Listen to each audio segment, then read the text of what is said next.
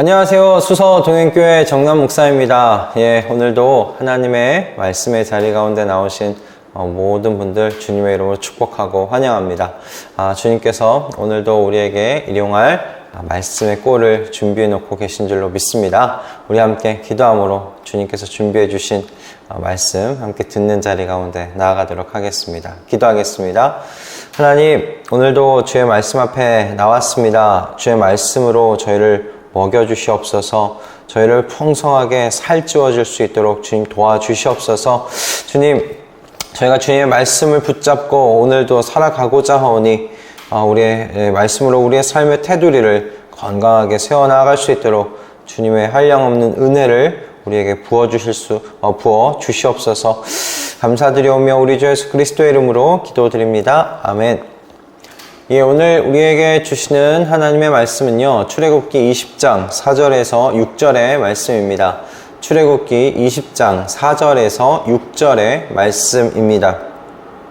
제가 봉독하도록 하겠습니다. 너희는 너희가 섬기려고 위로 하늘에 있는 것이나 아래로 땅에 있는 것이나 땅 아래 물속에 있는 어떤 것이든지 그 모양을 본떠서 우상을 만들지 못한다. 너희는 그것들에게 절하거나 그것들을 섬기지 못한다. 나 주 너희의 하나님은 질투하는 하나님이다.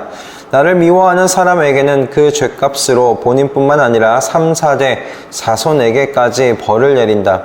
그러나 나를 사랑하고 나의 계명을 지키는 사람에게는 수천 대 자손에 이르기까지 한결같은 사랑을 베푼다. 아멘. 오늘 이 본문을 가지고 우상을 만들지 말라, 이 십계명 제2계명의 말씀을 붙잡고 은혜를 나누기를 원합니다. 제가 어제 그 유튜브에서 그 유재석 씨가 진행하는 그 유키즈 온 더 블럭이라는 프로그램의 그 짤막한 영상을 이렇게 보게 되었었어요. 한 10분짜리 영상이었던 것으로 기억하는데요. 그 프로그램이 그 길거리에서 일반인들을 만나서 그분들과 인터뷰하는 그런 프로그램으로 만들어졌는데, 이제 코로나로 인해서 이제 SNS나 유튜브 또는 이제 사회 명사들을 초청해서 인터뷰하는 그런 프로그램으로 지금 진행되고 있더라고요. 제가 본 영상에서는 그 이혼 전문 변호사 분이 나오셔서 자신의 직업에서 겪었던 일들을 이렇게 함께 인터뷰하면서 자연스럽게 이야기 나누던 그런 영상이었습니다. 그 이혼 전문 변호사이다 보니까 정말 영화에서나 드라마에서나 볼 법한 말문이 막히는 그런 불륜의 현장을 이렇게 만나게 되더라는 이야기를 들었어요. 그런데 그렇게 불륜의 현장, 불륜을 저지르는 그 수많은 사람들을 만나다 보니 그들의 공통점을 이제 하나 알게 되었다라는 거예요. 그게 무엇이냐면, 자신이 잘못을 저질러 놓고도 그것이 잘못인지를 인지하지 못하더라는 겁니다. 그분들의 대부분은 이렇게 이야기를 했다는 거예요. 불륜은 갑자기 찾아온 사고와 같은 것이라고 그렇게 진짜 이야기를 하더라는 겁니다. 다시 말해서 사고를 어떻게 막냐는 거예요. 사고는 갑자기 일어나는 거 아니냐는 거죠. 그러니까 이건 사고이니까 내겐 잘못이 없다라고 그렇게 이야기를 공통적으로 하더라는 겁니다. 저는 이게 이 불륜을 행하는 사람들의 공통점이라는 이 인터뷰의 그 이야기가 제 마음에서 지워지지가 않았습니다. 여러분, 그건 사고가 아니죠. 내 욕망과 탐욕에 눈 어두워져서 내 옆에서 아파하고 슬퍼하는 그 가족들이 보이지 않게 된 것뿐입니다. 자신의 탐욕과 그 욕망의 그 늪에 빠져 가장 가까운 사람들이 얼마나 슬퍼하고 있는지, 아파하고 있는지 그 공감하는 능력을 상실하였기 때문에 그렇게 이야기할 수 있는 것이라고 저는 생각이 들었습니다. 오직 자신의 탐욕과 그 욕망에만 공감하고 반응하는 환자가 돼버린 것이죠. 오늘 이 본문의 말씀을 따라 이야기하면 그들은 우상 숭배에 빠진 사람들, 자신의 탐욕과 욕망을 숭배하는 그 우상 숭배에 빠진 사람들이라고 말할 수 있지 않겠는가 싶습니다. 골로새서 그 3장 5절에서 사도 바울은 우상 숭배에 대하여 이렇게 이야기를 합니다. 그러므로 땅에 속한 지체의 일들, 곧 음행과 더러움과 정욕과 악한 욕망과 탐욕을 죽이십시오. 탐욕은 우상 숭배입니다. 이런 것들 때문에 하나님의 진노가 내립니다.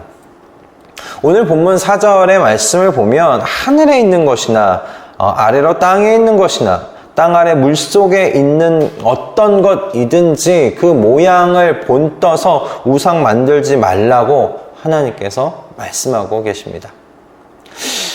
그러나 여러분, 하나님께서 이렇게 말씀하신 건 모양을 본떠서 만드는 것을 금하는 것을 의미하는 것 아니라는 건 여러분 다들 아시겠죠? 여러분, 이 사람이 왜 우상을 만들겠습니까? 정말 사람이 왜 우상을 만들까요? 그 우상을 만드는 건 자신의 그 탐욕과 욕망을 채우기 위함 아닙니까? 그렇기 때문에 돌을 깎아서 우상 만드는 것이고, 나무를 깎아서 우상을 만드는 것이고, 금속이든지 무엇이든 깎아서 우상을 만드는, 모양을 만드는 것 아닙니까? 내 욕망을 채워달라고, 내 탐욕을 채워달라고 하는 거 아닙니까? 더 부유하기를 원하기 때문에 자신의 이 탐욕을 채우기 위해, 더 많은 노동력을 가지기 위해 더 많은 자녀 달라고 그렇게 우상을 만들고 숭배하는 것 아니겠습니까? 그러므로 하나님께서 우상을 만들지 말라고 하신 이 말씀은 이 나의 이기심과 나의 정욕과 탐욕을 채우기를 원하는 우리의 마음의 연약함을 깨닫고 경계하라라고 하신 말씀입니다. 물론 여러분, 하나님께서는요 너무나 크시고 거룩하신 하나님이시기 때문에 그분의 모양을 본떠서 만든다는 것 자체가 여러분, 그것은 말이 안 되는 것입니다. 모든 만물을 창조하신 것이 하나님이십니다. 그런데 하나님이 창조하신 그 만물 중에 형상을 본따서 우상을 만들고 거기 섬긴다는 것은 하나님의 백성이 해서는 당연히 안 되는 일이지요. 그러나 저는 우상을 만들지 말라고 하신 이 말씀이 하나님의 그 거룩하심만을 말씀하기 위해서 이렇게 지금 이야기하고 명령하고 계신 것 아니라고 생각이 듭니다. 여러분, 앞에서 우리 1계명이 하나님께서 하나님의 사랑하는 백성들을 향한 프로포즈라고 제가 말씀을 드리지 않았습니까? 어제 그렇게 나누었습니다. 오직 그러니까 나만 사랑하며 내게만 사랑을 바치라는 그 신랑 되신 하나님께서 신부에게 지금 요구하고 계시는 것이라고 함께 이야기를 나눴습니다. 그러므로 여러분, 제 2계명 우상을 만들지 말라는 이 말씀은 신부로서 마음을 지켜서 영적인 불륜을 저지르지 말라는 하나님의 당부이시죠. 영적인 불륜의 그 현장 가운데로 나아가지 말라는, 너희의 탐욕과 탐심 때문에 불륜 저지르지 말라고 말씀하시는 것으로 우리가 이어서 보는 것이 좀 더 자연스러운 흐름이겠다 싶습니다. 게다가 하나님께서 2절, 2계명에 대해서 말씀하시면서 자신을 어떤 하나님이라고 지금 소개하고 계시냐면 질투하는 하나님이라고 지금 소개하고 계세요. 여기서 질투하는 이라는 이 말의 의미는 얼굴이 그 붉게 달아오르다라는 그런 의미를 가지고 있어요. 그러니까 사람이 분노할 때 얼굴이 푸르락, 불구락 푸르락 하듯이 그러니까 얼굴색이 변하는 것을 의미해요. 그러니까 즉 남편 되시는 하나님께서 아내 되는 그 이스라엘이 불륜을 저지르는 걸 볼 때 얼굴이 붉어지도록 분노하신다. 나는 그런 질투하는 하나님이다. 라고 지금 당신을 소개하고 계신 거예요. 그리고 하나님께서는 나아가 이렇게 마음을 빼앗기고 섬기며 사는 우상의 삶에 대해서 뭐라고 말씀하시냐면 나는 그거 증오한다라고 이야기하십니다. 증오하고 혐오하는 일이라고 말씀하세요. 그 뒤에 나를 미워하는 사람에게는 뭡니까? 우상 숭배하는 사람이 곧 하나님을 미워하는 거예요. 우상을 숭배하는 일 자체가 하나님을 미워하는 일이라고 지금 하나님께서 말씀하시는 거예요. 즉 우상을 숭배하는 그 일을 나는 혐오한다. 나는 그걸 증오한다. 나는 그것을 나를 미워하는 일이라고 나는 그렇게 받아들인다. 라고 지금 말씀하고 계시는 겁니다. 우상 숭배의 삶 그 자체가 나를 미워하는 거야 라고 하나님께서 당신의 마음을 드러내시면서 지금 가르치시는 겁니다. 여러분, 하나님께서 이렇게까지 표현하신다는 것이 무엇을 의미하겠습니까? 하나님은 당신의 나라이신 당신의 그 백성을 향하여 일편단심의 그 사랑을 주시는 하나님이시라는 것을 의미하지 않겠습니까? 야, 나는 너를 그렇게 사랑, 나는 너에게만 내 마음을 바쳐, 나는 너에게만 일편단심으로 사랑을 줄 거야. 그러니까 이 신랑은 어떤 신랑입니까? 눈 한번 돌리지 않고 온전히 신부를 향하여 일편단심의 사랑을 베푸는 그 신랑입니다. 그러니 그 신랑이 요구하는 거예요. 우상을 숭배하지 말라고. 너가 그렇게 우상을 숭배하면서 마음을 빼앗길 때 그 불륜의 현장을 바라보면서 내가 어떻게 내 얼굴이 붉어지지 않을 수 있겠느냐. 난 붉어지는 하나님이다. 나는 그것을 화내는 하나님이다. 난 그걸 질투하는 하나님이다. 그렇게 지금 말씀하고 계시는 겁니다.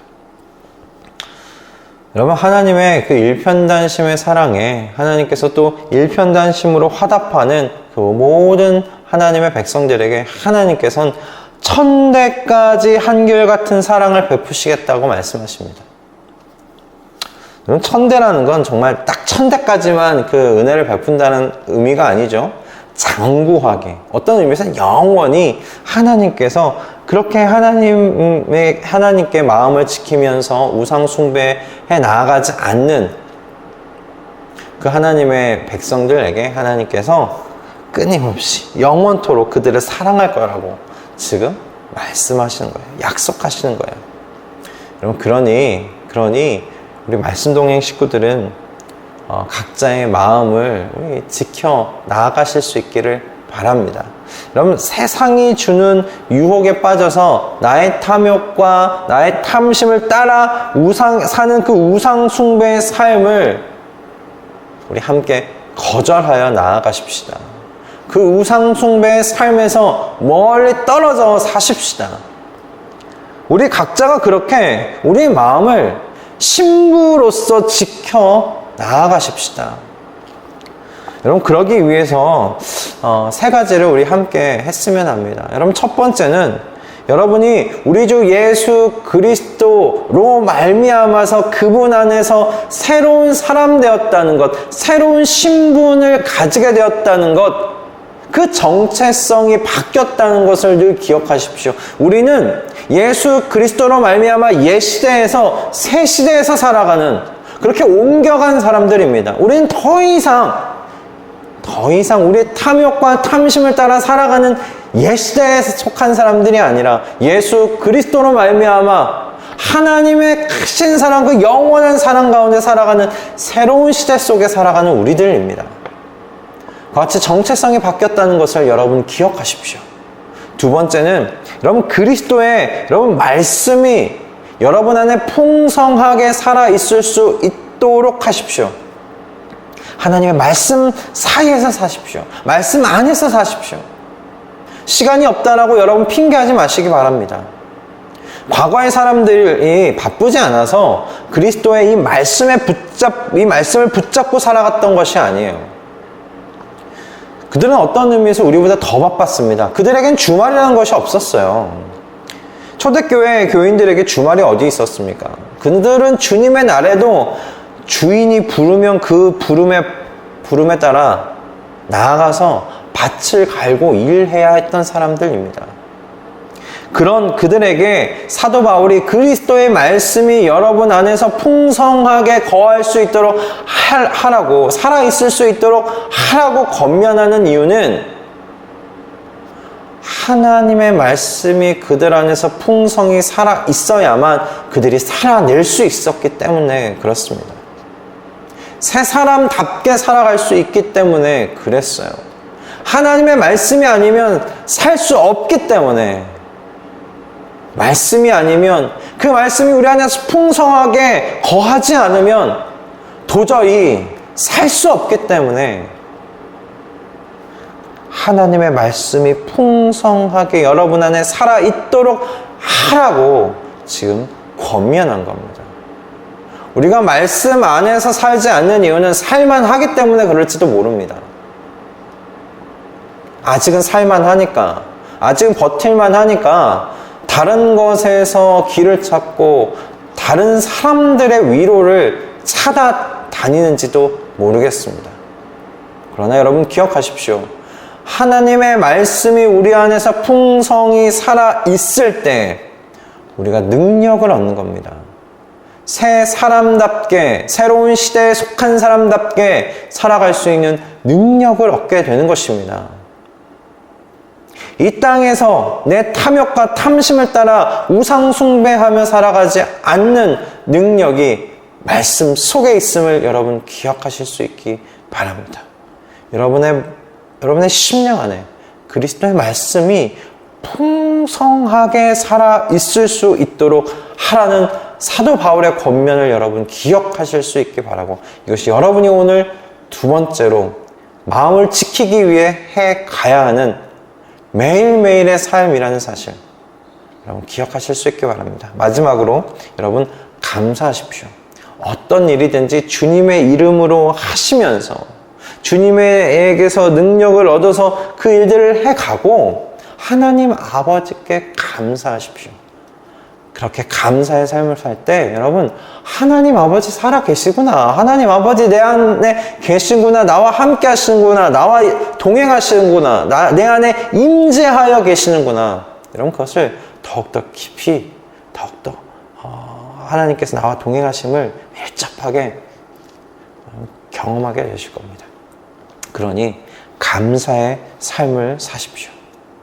이렇게 여러분, 우리 신부로서의 마음을 다잡아 가시면서 오늘 하루도 우리 함께 살아내 보십시다. 여러분, 날이 갈수록 내 탐심과 내 탐욕에 빠져 살아가기 쉬운 세상입니다. 너가 중요해, 너의 생각이 중요하지, 너의 감정이 중요해 라고 말하고 있는 시대 아닙니까? 각자 너희 모두가 다 오라 라고 말하는 그런 시대입니다. 내 욕심에 대해서도 어떤 의미에서 너 욕심내는 거 그거 건강한 거야, 그거 이상하다고 생각하지 마, 내 욕심대로 따라가는 것 그건 마땅한 거야 라고 우리의 욕심을 부추기는 그런 시대 속에서 지금 살아가고 있는 것 같기도 합니다. 즉 어떤 때보다도 우상숭배의 위험이 난무하는 시대예요. 형상만, 모양만 본떠서 만들지 않았지 우상숭배가 가득한 시대입니다. 여러분, 이럴 때일수록 마음을 더욱더 굳게 지키어 신랑 되시는 우리 주님께만 사랑을 바치는 우리 모든 신부 되시는 말씀동행 식구들 다 되실 수 있기를 주님의 이름으로 축복합니다. 기도하겠습니다. 하나님 아버지, 오늘도 주의 말씀을 우리에게 허락하여 주셔서 감사합니다. 주님께서 저희를 얼마나 사랑하시는지 이 말씀을 통해 깨닫습니다. 주의 그 깊으신 사랑에 감격하여 우리 또한 사랑으로 화답할 수 있게 하여 주시옵소서.